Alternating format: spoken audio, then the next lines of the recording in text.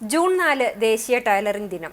ദേശീയ ടൈലറിംഗ് ദിനത്തിൽ കുന്നംകുളം ചെറുവത്താണി സ്വദേശി ചന്ദ്രബാലന്റെ തയ്യൽ ജോലിക്ക് 5.5 പതിറ്റാണ്ടിന്റെ സമർപ്പണമുണ്ട്.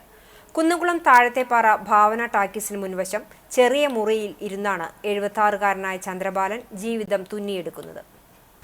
ഓണം, വിഷു, ക്രിസ്മസ്, റംസാൻ, ബക്രീദ്, പള്ളിപ്പെരുന്നാൾ ഏതാഘോഷങ്ങൾക്കും പുതുവസ്ത്രമണിയണമെങ്കിൽ ചന്ദ്രബാലന്റെ നൂലിഴകളിൽ തയ്ച്ചെടുത്ത ഷർട്ടും പാൻറ്റും വേണം.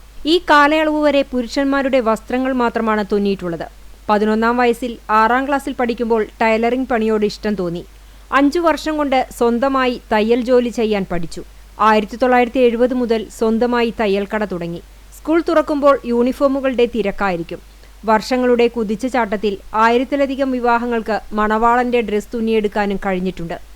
സഹായത്തിനായി 4 പേർ വേറെയുമുണ്ട്. പുതുമ നിറഞ്ഞ റെഡിമെയ്ഡ് വസ്ത്രങ്ങൾ മാർക്കറ്റിൽ ലഭിക്കുന്നുണ്ടെങ്കിലും ചന്ദ്രബാലൻ തുന്നിയാലേ പലർക്കും വസ്ത്രങ്ങളുടെ കാര്യങ്ങളിൽ തൃപ്തി വരികയുള്ളൂ.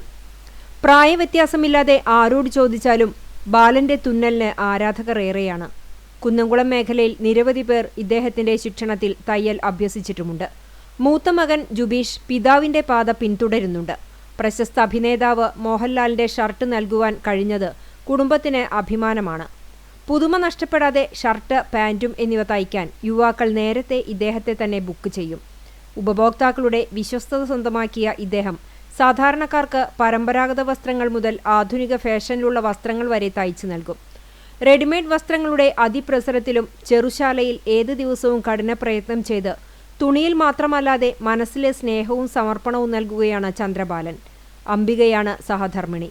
ജുബീഷ്, ജൂന, ജിജോഷ് എന്നിവർ മക്കളും വിമി, അജിതൻ, അശ്വതി എന്നിവർ മരുമക്കളുമാണ്.